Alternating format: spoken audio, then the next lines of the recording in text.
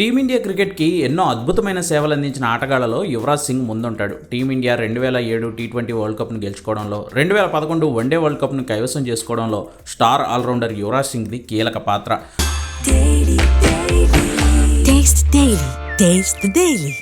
రెండు వరల్డ్ కప్ను భారత్కి అందించిన హీరోల చరిత్రలో మిగిలిపోయాడు యువి. తర్వాత క్యాన్సర్తో పోరాడి కెరీర్లో ఒడిదుడుకులు చూసి రిటైర్ అయిన క్రికెట్పై తన ప్రేమను మాత్రం వదిలిపెట్టడం లేదు.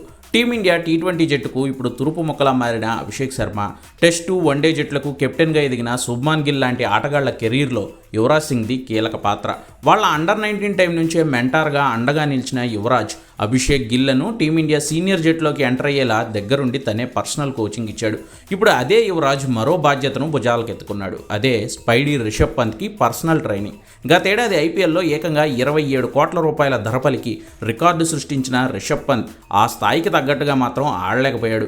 లాస్ట్ మ్యాచ్లో సెంచరీ చేయడం మినహా పంత్ సాధించింది లేకపోవడంతో ఎల్ఎస్జీ జట్టు పంత్పై తీవ్ర నిరాశతో ఉంది. అందుకే ఇప్పుడు ఆ లెఫ్ట్ హ్యాండర్ పంత్కి సపోర్ట్గా నిలిచాడు మరో lefty Yuvraj Singh. Test one day జట్టుకు కీపర్గా రెగ్యులర్ క్రికెటే ఆడుతున్న పంత్ను టీ20లోనూ పవర్ఫుల్గా మార్చేలా పంత్ టెక్నిక్పై దృష్టి పెట్టాడు యువి.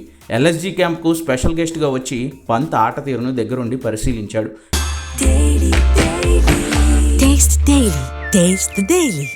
ఎక్కడ స్పైడీ ఇబ్బంది పడుతున్నాడో గమనించి పలు సూచనలను చేశాడు. ఎల్ఎస్జీ జట్టుకు అఫీషియల్గా ఎలాంటి సేవలను అందించకపోయినా కేవలం పంత్ కోసమే యువి వచ్చినట్లుగా తెలుస్తోంది. చూడాలి, ఈ ఐపీఎల్లో పంత్ కూడా సెట్ అయితే యువరాజ్ సింగ్ అనే కోహినూర్ డైమండ్ ప్రభావం టీమిండియాలో స్టిల్ కొనసాగుతున్నట్లే.